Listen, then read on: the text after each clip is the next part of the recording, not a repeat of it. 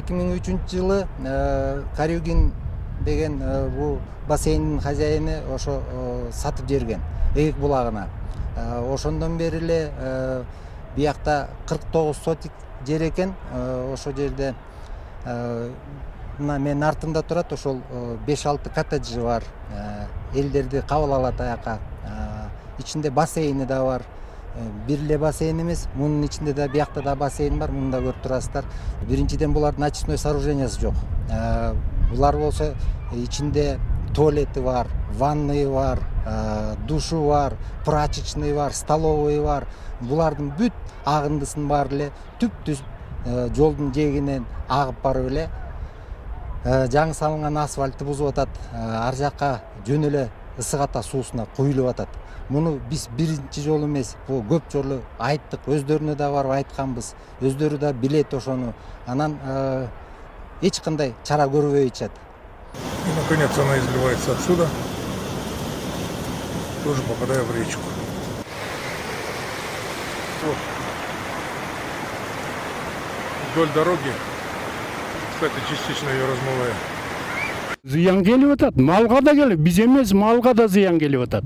Анан биз да кээде иче коебуз алып, айла түгөнгөндө ичебиз. Анан биз да ооруйбуз, тогу өтөр момундай оору жабышып атса. Жалаң эле ушу бассейн эмес, туалеттери да бар, прачкасы да бар. Болгон ушу колдонгон жанагындай айнап ушулардын баары келип ушу сууга кирип турат да түз эле. Маримбулаги, получив лицензию, значит, незаконно, я считаю, пользуется сверх дебита скважиной минеральной воды, заполняя этот бассейн. И, как уже в средствах массовой информации было показано видео о том, что вот эту минеральную воду в ночное время Маримбулаги сбрасывает, загрязняя окружающую среду и экологию. Этот факт уже, я считаю, доказан.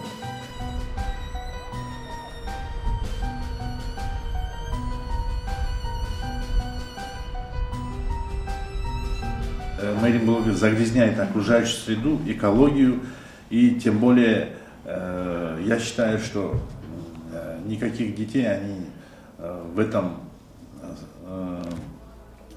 на курорте Иссык-Кутай не воспитывают и не содержат, понимаете? Поэтому я считаю, что в данном случае справедливость должна восторжествовать.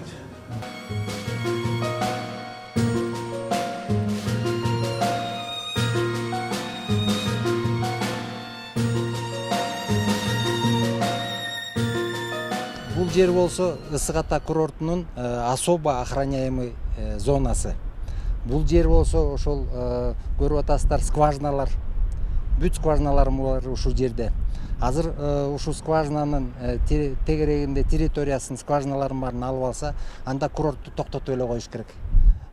Канча миңдеген адамдар келип ушул жерге лечение алат.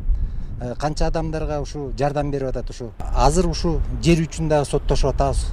Именно ушул скважиналардын тегерегиндеги жер үчүн дагы.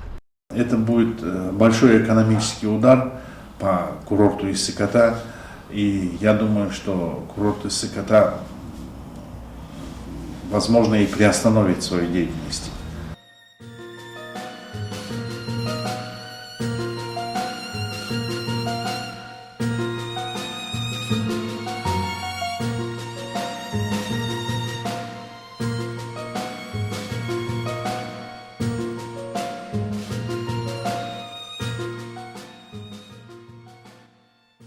Мол труба болсо ызык суу келет, ушунун астынан көрүп турасыздар.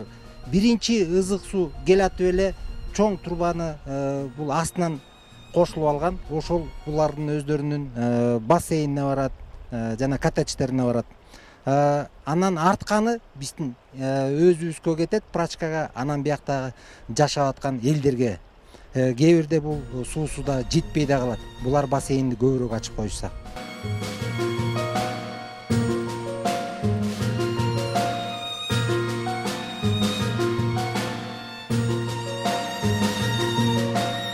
Мисалы ошол салык маселесин алсак, ушул территорияда жайгашкан субъекттердин жалпы салыгын көлөмүн алсак, курорт 95% салыкты курорттон келет экен. тигилер төлөсө 5%га чейин төлөйт, төлөбөсө төлөбөйт. Ошон үчүн биз деле суроо кээде койгубуз келет да, ушул мамлекетке ушунчаны бар салыкты төлөгөн мекеменин кызыкчылыгы жогорубу, жана 150 киши коллектив менен городобразующий предприятие кылып жүргөн же бир бассейнден жанагындай бизнес кылып салык деле төлөбөйт ал. Салык инспекциясынан деле маалымат алсаңар болот. Ошол маселе ошондой болуп атат да. Они извлекают очень огромные суммы, не оплачивая в бюджет налоги, ссылаясь на то, что это частный детский дом. И еще я хочу сказать, что Мээрим Булагы, всячески ссылаясь на то, что это частный детский дом, спекулируя интересами детей, кстати, в отношении детей я ничего против не имею, вот, они не подпадают под положение о семейных детских домах, не подпадают, потому что семейные детские дома, тем более не частные, они должны находиться под контролем государства. Но, как видно, никакого контроля со стороны государства нет.